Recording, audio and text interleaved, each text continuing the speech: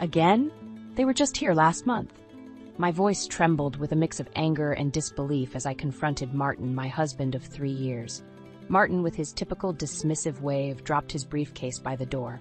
Evelyn, they're my parents. They want to see Lily, and it's only for a couple of weeks. I felt a knot tighten in my stomach. This wasn't just about his parents visiting. It was about respect, or the lack thereof. Martin had a habit of making decisions without consulting me, treating me more like a tenant than his wife. Evelyn, you're overreacting, Martin said, his tone laced with condescension as he walked past me. Just make sure the guest room is ready. I stood there, frozen, as he dismissed my feelings with such ease. It was always the same pattern. His parents, Miriam and Gerald, would arrive, turning our home upside down, leaving me to cater to their every whim, while Martin buried himself in work, conveniently absent. As I prepared the guest room, my mind raced with resentment. I thought back to the days before we were married, when Martin was considerate and kind. But since Lily's birth and our move to the suburbs, he had become increasingly domineering and detached. The next morning, I heard the familiar rumble of Miriam and Gerald's car in the driveway. I plastered a smile on my face as I opened the door. Good morning, Miriam. Geraldcom? Ah, there she is, our lovely daughter-in-law, Miriam exclaimed, brushing past me to fuss over Lily, who clung to my leg, eyeing her grandparents warily. Gerald followed, carrying their bags. We're so happy to be here. Where should we put these? Just in the guest room, thank you, I replied, my smile straining. The first few days passed in a blur of cooking, cleaning, and forced pleasantries. Martin came home late each night, barely acknowledging me or his parents. I felt invisible in my own home. One evening, as I was setting the table for dinner, Gerald called out from the living room. Evelyn, where's the remote? The news is about to start. It's right there on the coffee table, Gerald, I replied, trying to keep the irritation out of my voice. Miriam chimed in. Evelyn, dear, could you bring us some tea? Gerald loves your tea. Suppressing a sigh, I nodded and headed to the kitchen. As the water boiled, I could hear them laughing and chatting in the living room, a stark contrast to the silence that filled the rest of the house.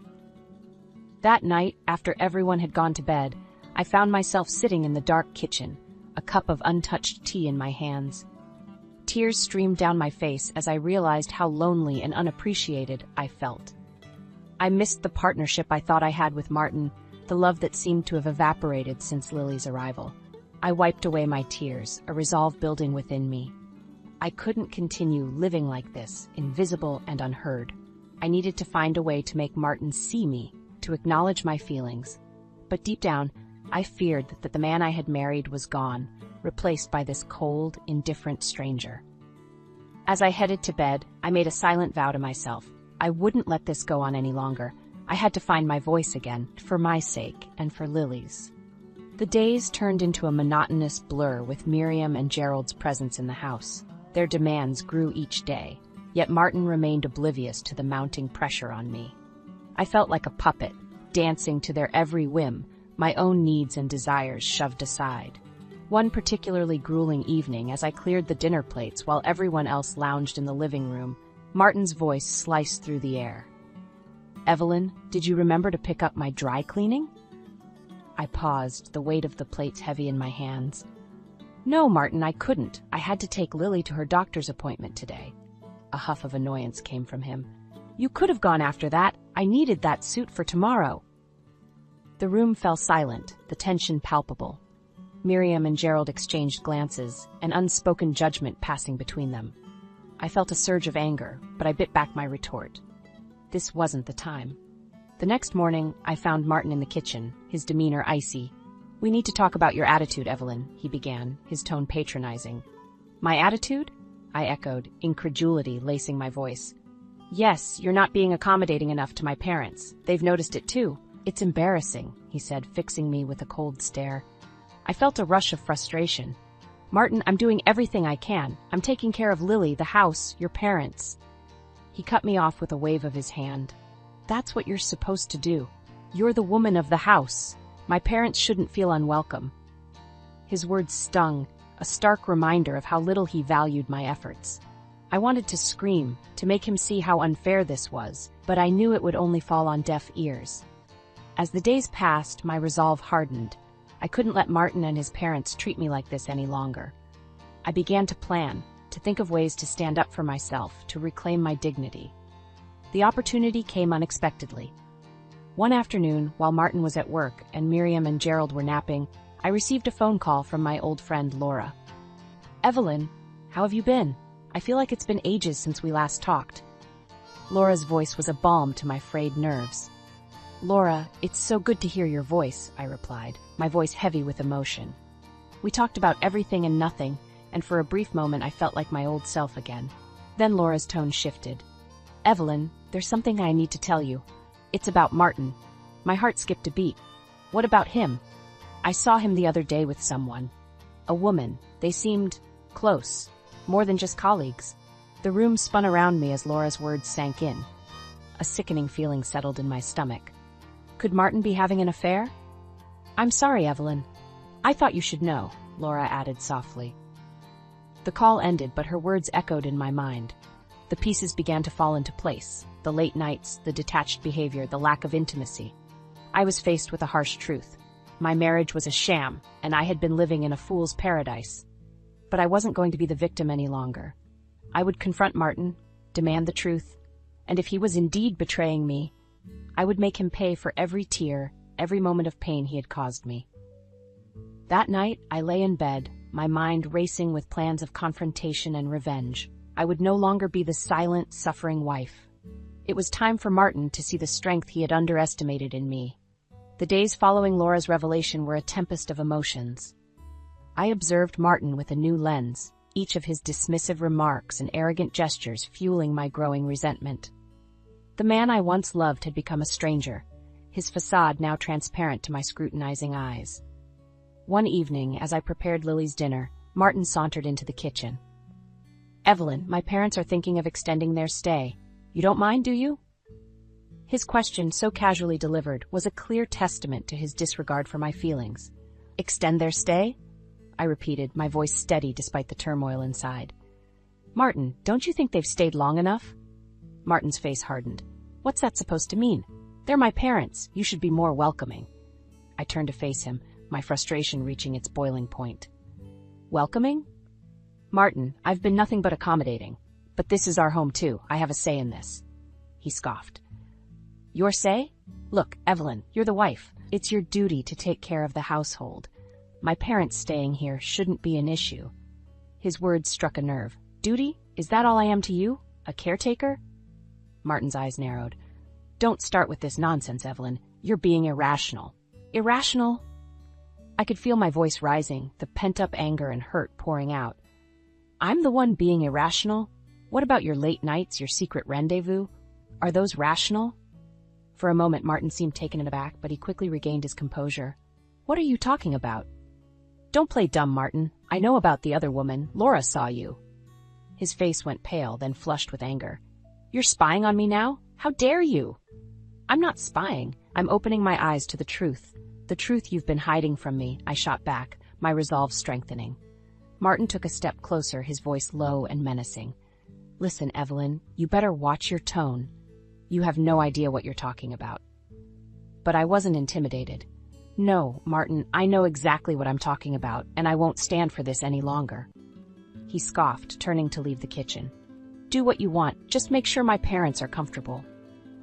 That night, after Martin had retreated to his den and Miriam and Gerald had retired to their room, I sat alone in the living room. The house was silent, but my mind was a cacophony of thoughts. I realized then that my marriage was beyond salvaging. Martin had not only betrayed me, but had also devalued me, treating me as nothing more than a servant in my own home. It was time for me to take a stand, to reclaim my life. I would no longer be a victim of Martin's arrogance and infidelity. I would gather evidence of his affair, consult a lawyer, and prepare for a divorce. But it wouldn't end there. Martin would have to face the consequences of his actions. I would ensure that he paid for the pain he had caused me, both emotionally and legally. As I lay in bed that night, a plan began to form in my mind. A plan not just for my escape, but for my retribution. Martin and his parents would soon learn that I was not a woman to be trifled with. The following days were a careful dance of deception and planning. I maintained a semblance of normalcy, all the while gathering evidence of Martin's infidelity. Laura had been right. A few discreet inquiries revealed Martin's secret meetings with a woman named Rachel, a colleague from his office.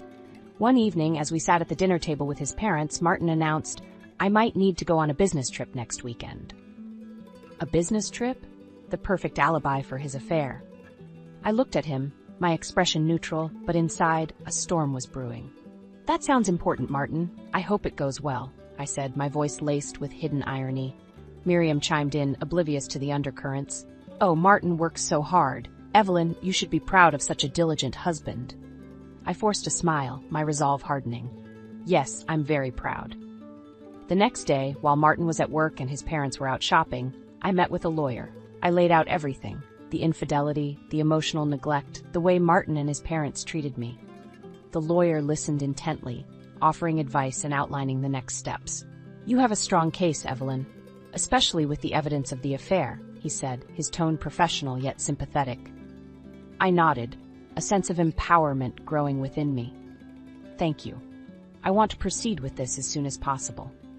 That night, I lay in bed, the plan crystallizing in my mind. I would confront Martin, but not yet. First, I would ensure everything was in place for the divorce. I wanted him to feel the full impact of his actions, to realize he couldn't just discard me like an old piece of furniture. The day of reckoning came sooner than expected. On Friday, as Martin prepared for his supposed business trip, I found the proof I needed, a receipt for a romantic getaway at a luxury resort, tucked carelessly in his coat pocket. That evening, with Martin's parents in the living room and Lily asleep, I confronted him. "Going on a business trip, Martin? Or should I say a romantic getaway with Rachel?"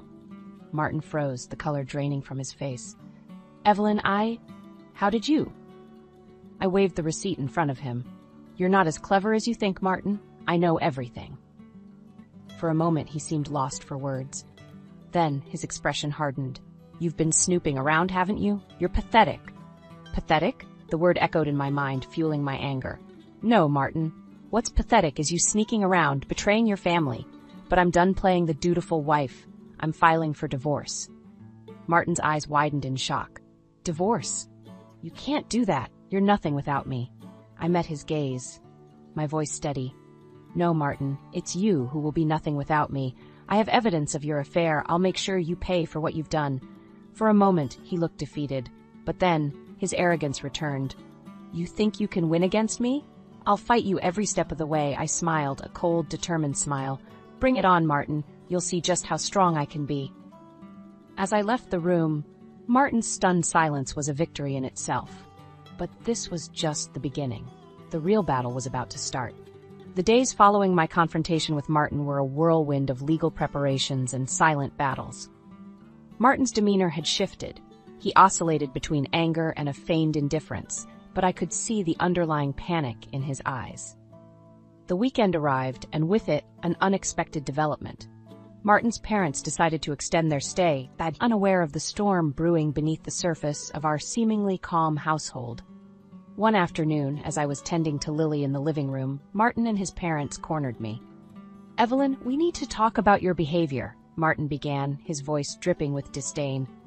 Miriam nodded in agreement. "Yes, dear. We've noticed you've been quite distant and cold.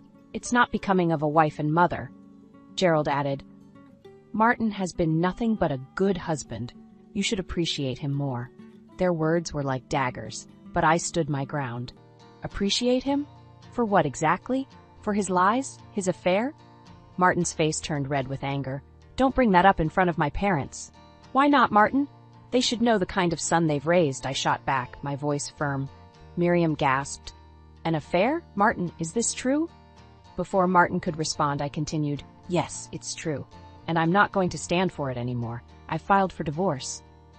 The room fell into a stunned silence. Martin looked at me, his eyes full of malice. "You'll regret this, Evelyn. You're nothing without me." I met his gaze, unwavering. "No, Martin, I regret the years I spent tolerating your arrogance and disrespect. I'm taking Lily and I'm leaving." Martin's parents started to protest, but I didn't let them. "This is between Martin and me. You've overstayed your welcome. It's time for you to leave." As I packed my bags, I could hear the muffled arguments in the background, Martin trying to explain himself to his incredulous parents. I felt a surge of satisfaction, knowing that his perfect image was shattered. With Lily in my arms, I walked out of the house that had become my prison. I didn't look back. I was finally free from Martin's shadow, ready to start anew. As I drove to my parents' house, I thought about the future. It wouldn't be easy, but I was determined to rebuild my life, for Lily and for myself. Martin and his parents would learn that I was not a woman to be underestimated. The next few weeks were a blur of legal meetings and emotional upheaval. Despite Martin's attempts to intimidate me, I stood strong. The evidence of his affair was undeniable, and soon the divorce proceedings were in my favor. The day the divorce was finalized, I felt a mix of relief and triumph. I had stood up to Martin and his oppressive family, and I had won. But my revenge didn't end there. Martin's affair had not only cost him his marriage, but also his reputation. His colleagues and friends learned of his indiscretions, and his once untouchable status crumbled. As for his parents, they were left to grapple with the reality of their son's actions. Their attempts to reach out to me were met with silence. They had lost a daughter-in-law who had once cared for them, all because of their blind support for Martin. I had emerged from this ordeal stronger and more resilient. I had fought for my dignity and won. And as I looked at Lily, playing happily in her grandmother's arms, I knew that I had made the right decision. For the first time in a long time, I felt hopeful about the future. I had closed a painful chapter in my life, and a new one was just beginning. In the months following the divorce, my life underwent a transformation. The chains of a loveless marriage had been broken, and in their place, I found a newfound sense of freedom and self-worth. With Lily by my side, I started to rebuild our lives, piece by piece. One day, as Lily played in the garden of my parents' home, I received a phone call that marked the final chapter in my saga with Martin. It was Laura, her voice a mix of shock and concern. "Evelyn, have you heard about Martin?" "No. What happened?" I asked, a sense of foreboding settling over me. "He's lost his job. After the divorce and the affair came to light, his company let him go. And it gets worse. He's been struggling financially. The alimony, the legal fees, it's all caught up with him." I paused, absorbing the news. A part of me felt a pang of vindication, but it was overshadowed by a sobering realization of the consequences of his actions. "And his parents?" I found myself asking. "They're in a tough spot too," Laura continued. "Without Martin's support, they've had to downsize. It seems they're finally understanding the repercussions of their behavior." I ended the call with a heavy heart. Despite everything Martin had put me through, I found no joy in his downfall. It was a stark reminder of how one's actions could have far-reaching consequences. In the weeks that followed, I focused on Lily and our new life. We spent our days surrounded by the love and support of my parents, who had welcomed us with open arms. One afternoon, as I watched Lily play, my mother sat beside me. "Evelyn, you've grown so much through all of this. You're strong, my dear, stronger than you ever realized." I smiled, squeezing her hand. "Thanks, Mom. It's been a hard road, but I've learned a lot about myself." "And Lily is thriving," she added, watching her granddaughter with a tender gaze. "She's happy, and that's what matters most." As the sun began to set, casting a warm glow over the garden, I reflected on the journey that had brought me here. The pain, the betrayal, the fight for my dignity, it had all led to this moment of peace and contentment. I knew there would be challenges ahead, and questions from Lily about her father as she grew older. I would face them head-on, with honesty and strength. For now, I was content in the knowledge that I had stood up for myself and my daughter, and we had emerged stronger for it. I looked at Lily, her laughter ringing through the air, and I felt a surge of hope. Our future was unwritten, a blank canvas ready to be filled with new memories and experiences. And for the first time in a long time, I looked forward to seeing what each new day would bring.